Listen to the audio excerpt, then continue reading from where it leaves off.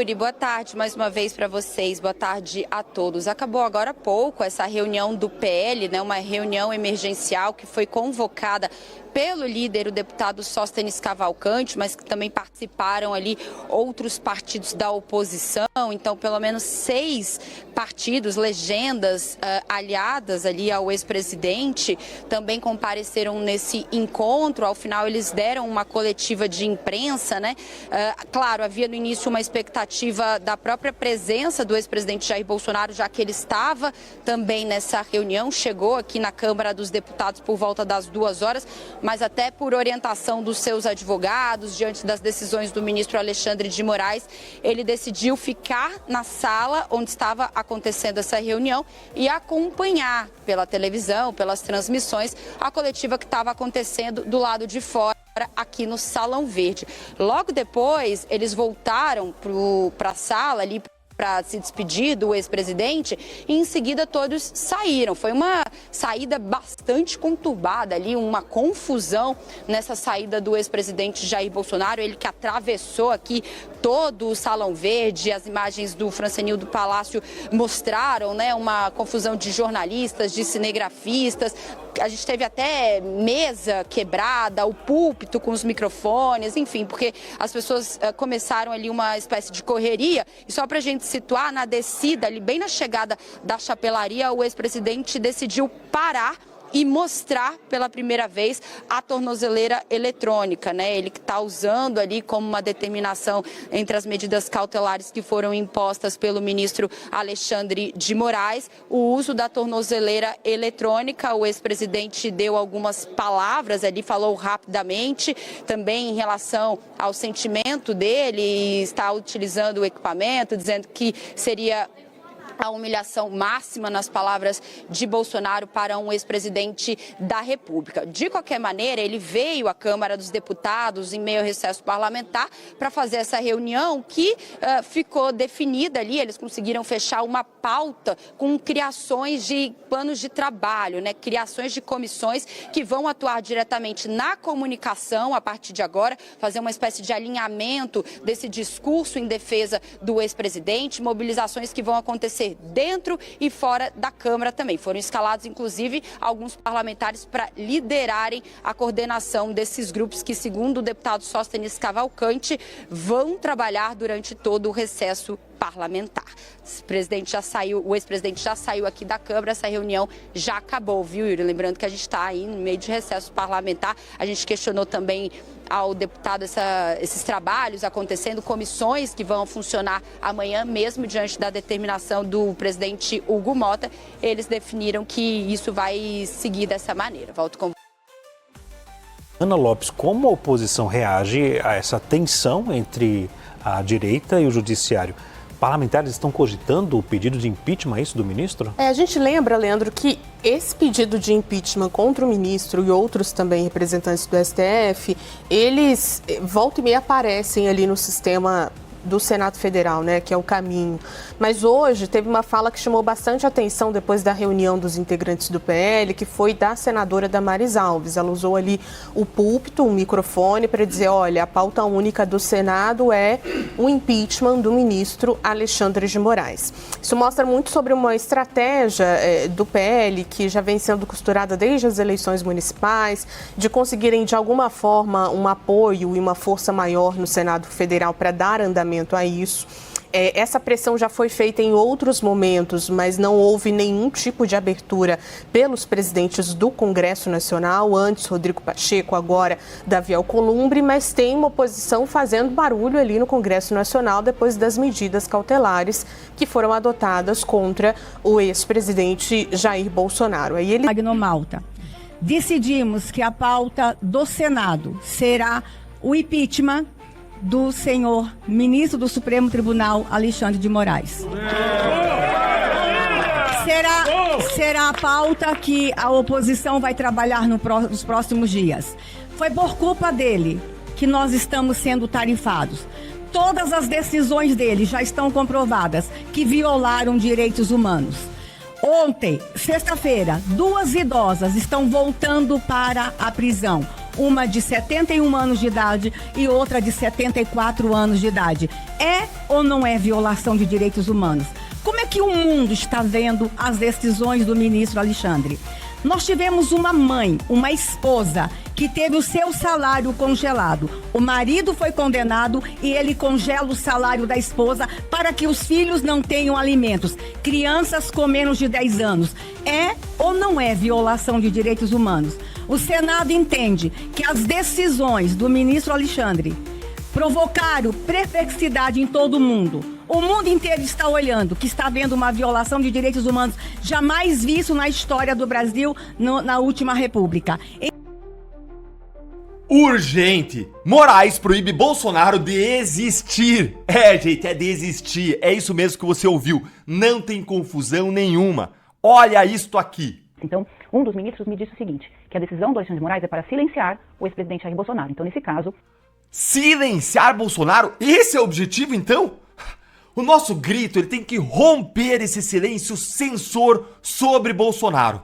Nesse nosso terceiro encontro com justiça do dia, que é na verdade não mais um encontro com justiça, mas sim com a injustiça, com o arbítrio, com a tirania, eu vou te mostrar 3 coisas. Primeiro, como que Moraes proibiu Bolsonaro de existir sob pena de ser preso. Segundo, como que essa nova decisão do Moraes é o maior absurdo jurídico dos últimos tempos, o que só nos permite concluir uma coisa: Lei Magnitsky é pouco. E terceiro, qual que é o objetivo real e oculto do Supremo ao proibir Bolsonaro de falar, ou melhor, de existir, e isso vai te enlouquecer. Eu tô até agora impactado desde que eu vi isso. Sem mais delongas, então, vamos direto pro primeiro ponto com essa manchete aqui inacreditável do portal Metrópolis. Com medo de ser preso, Bolsonaro cancela a entrevista que seria transmitida nas redes sociais. Pessoal, respirem aí comigo juntos, bem fundo, pra gente não ter um infarto aqui. Bolsonaro ia dar uma entrevista ao portal Metrópolis hoje. Na decisão de sexta, aquela em que Moraes impôs medidas cautelares contra Bolsonaro, como tornozeleira eletrônica, impediu ele de usar redes sociais, Moraes não tinha dito nada, nadinha sobre entrevistas. Ou seja, Bolsonaro estava livre para dar quantas entrevistas ele bem entendesse, quantas ele quisesse, com liberdade. Mas aí, olha o que disse o Metrópolis. No fim da manhã, Bolsonaro pediu ao portal Metrópolis garantias de que ele não seria preso em função da entrevista. A justificativa dada pelo ex-presidente foi o fato de que ele falaria ao vivo com transmissão pelas redes sociais do Metrópolis. Dessa forma, Bolsonaro teve medo de que ele pudesse incorrer em descumprimento das medidas cautelares, uma vez que a entrevista seria transmitida ao vivo no YouTube e no X. O Metrópolis, então, conversou com 2 ministros do STF, além de fontes na Polícia Federal, para apurar a possibilidade de Bolsonaro ser preso em função da entrevista.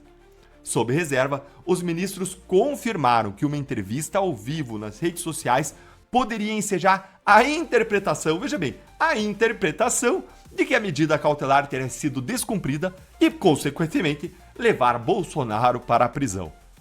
Suzana Richthofen, Champinha, Marcola, Fernandinho Beiramar e Lula. Qual que é a semelhança entre eles? Todos puderam dar entrevista na cadeia, presos, criminosos. Enquanto isso, nós temos aqui ao lado o presidente Bolsonaro, que deveria estar aqui, mas não está por uma medida tomada pelo ministro Alexandre de Moraes. Que tipo de liberdade nós estamos construindo para o nosso presente e para o nosso futuro? Quando vocês irão acordar? Eu falo vocês porque nós somos um povo. OAB, jornalistas, pessoas que estão aqui nesse congresso, presidentes dessa casa. Ninguém vai acordar para, de fato, o que está acontecendo? Não é uma luta aqui em defesa do Bolsonaro e direita somente, não. É uma defesa da liberdade. Durante toda a história da esquerda, eles fizeram uma narrativa de defender marginais sob o título de direitos humanos. Hoje nós temos mães, avós que estão presas, não por desviar bilhões de estatais, não por traficar, não por roubar, mas por entrar aqui nessa casa, muitas delas não dependeram absolutamente nada e estão pagando um preço desproporcional por conta de uma tirania especificamente do ministro Alexandre de Moraes. Imprensa até às 19 horas, as 3 comissões estarão trabalhando, entre elas a de comunicação, para nós buscarmos as opções legais, mas queremos garantir que o presidente Bolsonaro estará mais presente do que nunca dentro dos espaços legais, ainda concedidos mesmo com a censura. Nós buscaremos todas as estratégias de comunicação para continuar dando voz a ele, e se ele ficar impedido de ter voz nas redes sociais, nós falaremos por ele, e o Brasil também falará por Bolsonaro. Só os presidentes das comissões podem dizer, aí tá. Eu entendo o quórum com votação. O Mota está fora do Brasil, não está nem presidindo a Câmara nesse momento. A conversa sim, por telefone sempre. Ontem o deputado licenciado Eduardo Bolsonaro fez uma live, mais uma vez, falando sobre sanções e fez ali algumas ameaças ao ministro Alexandre de Moraes e também a alguns integrantes da Polícia Federal. Nessas lives também, ele já disse ser ali um dos responsáveis pela ação do presidente Trump. Hoje você...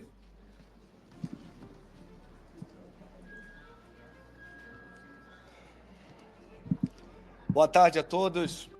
Obrigado por atenderem essa convocação que reúne aqui, não todas, mas representando a todas as lideranças da oposição e partidos de oposição, representando a liderança da oposição, tanto no Congresso Nacional, seria o senador Isalci, que não pôde estar presente, e representando a liderança do senador Jorge Seife.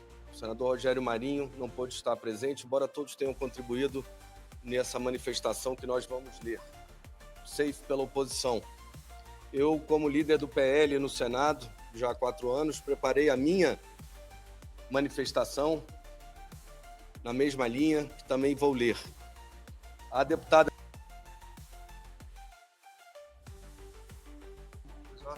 Crisóstomo, representam tanto o PL quanto a oposição da Câmara dos Deputados e vão se manifestar também. Ao final, naturalmente, aberto a perguntas, como sempre fazemos. Dito isso, lamentando que não coincidentemente tudo está acontecendo no primeiro dia do recesso, mas não esperavam a nossa rápida mobilização, porque estamos alerta a tudo que está acontecendo no nosso país. Passo a leitura da manifestação como líder do PL no Senado Federal nesse momento de grave abalo institucional. Conforme amplamente divulgado pela imprensa, o ex-presidente Jair Bolsonaro foi novamente alvo de medidas cautelares arbitrárias determinadas pelo ministro Alexandre de Moraes. É sempre bom lembrar que Bolsonaro não foi condenado. O que temos hoje em curso no Brasil é, então, uma perseguição política que ficará para a história. Nada do que estamos assistindo nesses intermináveis inquéritos do STF tem base no Estado Democrático de Direito. Vivemos um estado de exceção no Brasil. É visto com preocupação situações reais hoje no nosso país. Perseguição explícita a opositores do governo, censura, restrições às liberdades, violação ao devido processo legal, cerceamento do direito de defesa, violação de prerrogativas de advogados e também de prerrogativas de parlamentares, capitulação das Forças Armadas com perseguição a oficiais da alta patente e cortes sucessivos no seu orçamento. E, sobretudo, um Congresso anulado nas suas funções legislativas e subjugado por outro poder, no caso, pelo Poder Judiciário. Precisamos agir com firmeza e repúdio a mais essa ação de perseguição contra o nosso presidente e a oposição. Os parlamentares brasileiros, especialmente a oposição no Congresso Nacional, precisam urgentemente valer a nossa Carta Magna, a nossa Constituição, que vem sendo rasgada pelo STF, calar os brasileiros. E querem começar silenciando nosso líder maior, o presidente Jair Messias Bolsonaro. Democracia aqui não é. Assinam o senador Carlos Portinho, senadores Alci Lucas, senador Jaime Bagatoli, representando a todos os 14 senadores do PL no Senado. Com a palavra, o senador Jorge Seife, como líder e oposição no Congresso, representando os senadores Alci. Senhoras e senhores da imprensa, muito obrigado pela presença dos senhores, por essa convocação, nesse momento tão delicado da democracia do nosso país. Esses dias, o presidente da maior democracia do mundo, o presidente da maior economia do mundo, o presidente da maior força...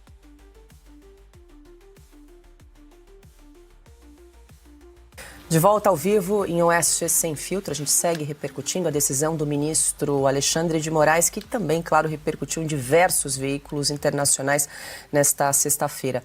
O britânico The Guardian noticia que Bolsonaro foi obrigado a usar tornozeleira eletrônica por medo de fugir, enquanto o julgamento sobre a suposta tentativa de golpe se aproxima do fim. Assim como The Guardian, o americano Washington Post também noticia que o ex-presidente foi obrigado a usar tornozeleira eletrônica. O New York Times destaca que Bolsonaro foi obrigado a usar tornozeleira eletrônica, o que agrava a rivalidade entre Brasil e Trump. O jornal espanhol El País noticia que a justiça brasileira impõe tornozeleira eletrônica a Bolsonaro devido ao risco de fuga. A CNN Internacional relata que a polícia brasileira invadiu a casa do ex-presidente e colocou tornozeleira eletrônica, citando preocupação com o risco de fuga durante o julgamento. Ana, a gente traz aqui uma repercussão de alguns jornais, claro, trazendo essa notícia da operação da Polícia Federal na manhã de hoje, todos focando aí nessa questão do risco de fuga. Mas, de novo, a gente estava aqui, inclusive, comentando na hora do intervalo que na decisão do ministro Alexandre de Moraes, decisão ali de 47 páginas, repleta ali de prints e publicações nas redes sociais, não há um detalhamento criterioso de possibilidade ou risco de fuga por parte do ex-presidente Jair Bolsonaro. E queria voltar no ponto que o Alexandre tocou no bloco anterior sobre o silêncio de Donald Trump nesta sexta-feira. Ele que vinha falando recorrentemente o nome de Jair Bolsonaro, ontem, inclusive, divulgou aquela carta, né, em apoio ao ex-presidente e hoje, por enquanto, está só acompanhando. Como é que está isso, Ana? Então, Paula, bom, primeiro em relação ao presidente Bolsonaro sair do país. Ele não tem passaporte e todos os holofotes estão em cima dele, por isso que essa história do pendrive aí, estranho no mínimo, porque diante de tudo que estamos vendo, o presidente Bolsonaro ia deixar um pendrive comprometedor na casa dele, no banheiro. É muito estranho isso, precisa ser investigado, porque nós estamos diante de um regime, e eu uso essa palavra, que coloca inserções fraudulentas, né? Isso ainda está em investigação, mas esse regime que nós estamos sendo submetidos no Brasil usou documentos fraudulentos do Felipe Martins, que não existe, com o número de passaporte que foi cancelado. Depois uma outra entrada do Felipem, pior ainda, né? Do Felipem, visitante, quando ainda era assessor do presidente Bolsonaro ali no Planalto. Ou seja, mais um phishing expedition. E o presidente Bolsonaro ia sair. Ele que é provavelmente hoje no Brasil, o homem mais vigiado. Ele ia fugir do país. Ou seja, essa história está muito estranha.